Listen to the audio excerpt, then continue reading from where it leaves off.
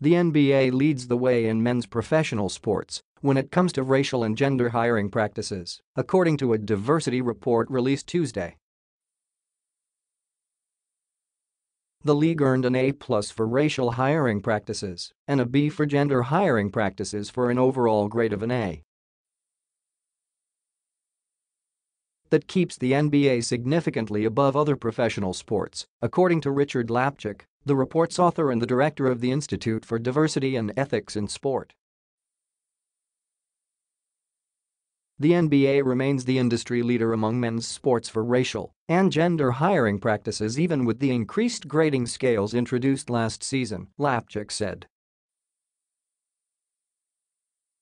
The report states that the NBA league office has the best record for people of color in men's professional sports at a 36.4%, 357 of 980, employment rate. The league, which was first to have 3 team owners who are people of color, had 7 women who served as team presidents (CEOs) during the 2017-2018 season, the highest among men's professional sports. The report states there are also more NBA general managers and head coaches of color than in the past. The general managers who are people of color doubled last season from 10%, 3 of 30, to 20%, 6 of 30, which puts the NBA well ahead of other men's sports leagues. That's a big positive, Lapchick said. 9 of 30 NBA head coaches were people of color last season. But following changes at the end of this past season, 1/3, 10 of 30, of all NBA head coaches are now people of color.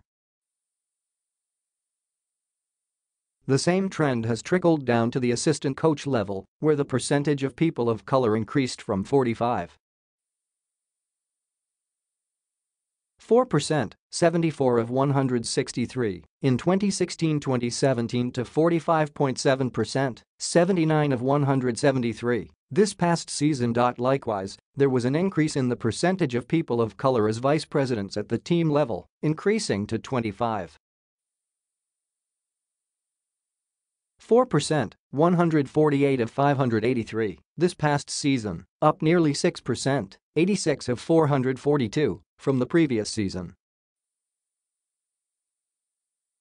Lapchick also said that in 2 of the other categories that were reclassified, team management and team professional staff, the percentage of people of color increased significantly from 23.4%, 174 of 744, to 31.2%, 771 of 2,469, and from 32.6%, 976 of 2,997, to 39.5%, 1,135 of 2,871, respectively. Lapchick had some concerns when it comes to gender hiring at the team level, a category which dropped for the 3rd straight year.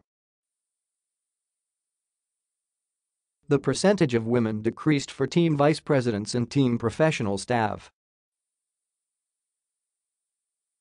Women who held team vice president positions made up 23.5%, 137 of 583, a slight decrease from last year's study. The percentage of women in team professional staff positions decreased by 2.9 percentage points from 40.1%, 1,202 of 2,997, into 37.2%, 1,068 of 2,871. It's something we are keeping an eye on, Lapchick said. In men's sports in general, gender hiring is a major concern. However, Lapchick said the NBA still outpaces other leagues in gender hiring. Despite those slight drop-offs in gender hiring, Lapchick called Commissioner Adam Silver and the NBA the industry leaders among all men's professional sports leagues in overall racial and gender hiring practices.